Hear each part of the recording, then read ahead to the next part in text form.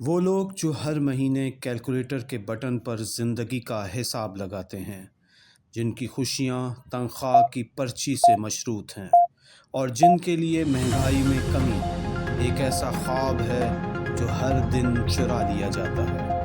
اب شاید ان کے چہروں پر مسکراہٹ آنے کا وقت قریب تھا، مگر کیا واقعی؟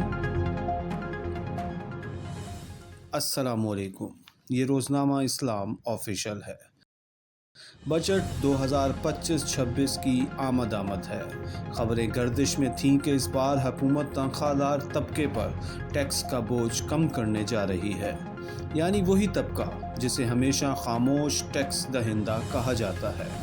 ابتدائی تجاویز کچھ یوں تھیں: ماہانہ 1 لاکھ روپے تنخواہ پر ٹیکس 5% سے کم ہو کر 2.5% ہو سکتا ہے، 1,83,000 روپے پر 15% سے کم ہو کر 12.5%، 2,67,000 روپے پر 25% سے کم ہو کر 22.5%، 3,33,000 روپے پر 30% سے کم ہو کر 27.5%، اور اس سے زائد تنخواہوں پر ٹیکس 35% سے کم ہو کر 32.5% ہونے کا امکان تھا۔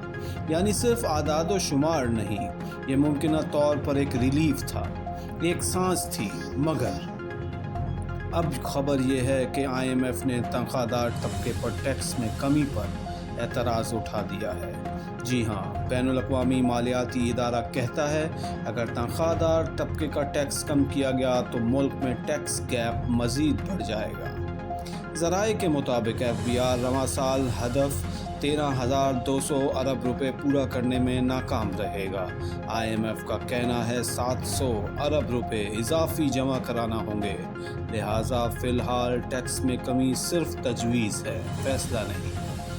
تو سوال یہ ہے، کیا یہ بجٹ واقعی ریلیف لے کر آئے گا، یا ایک اور امید کاغذوں میں ہی دفن ہو جائے گی؟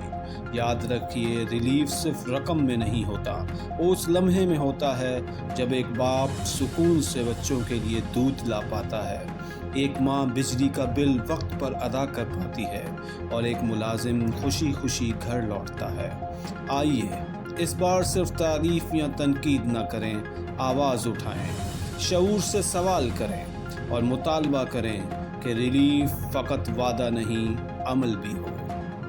مزید اپڈیٹس کے لیے ہمارے ساتھ جڑے رہیے۔